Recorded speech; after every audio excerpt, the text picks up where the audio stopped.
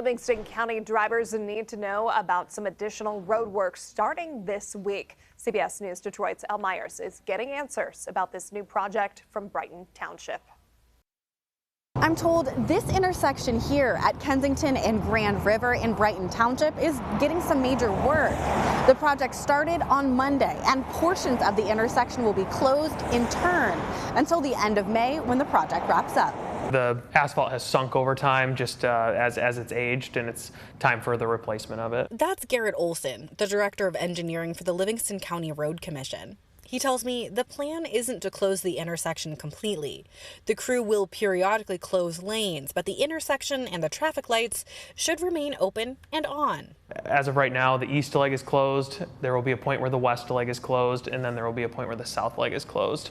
Are there any sidewalks or anything that you have to deal with on the sides of the roads? There are a couple sidewalks that come into the intersection. In most cases, you can get through. If there is construction in those areas, though, we will ask people to reroute through the area. It's best to avoid it if you're a pedestrian or a biker. He tells me he recommends drivers use 96. You'll see detour signs.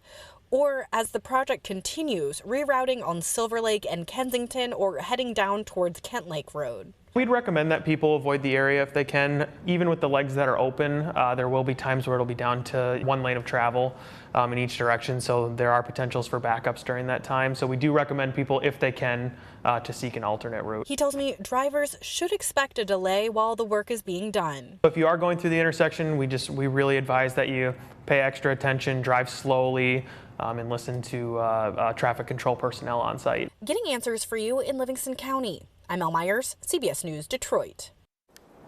And there's another traffic alert to be aware of starting today. Northbound Novi Road between 8 and 9 Mile will be closed. Crews are rebuilding the stretch of road that connects Novi and Northville. The road is expected to be closed until late this summer.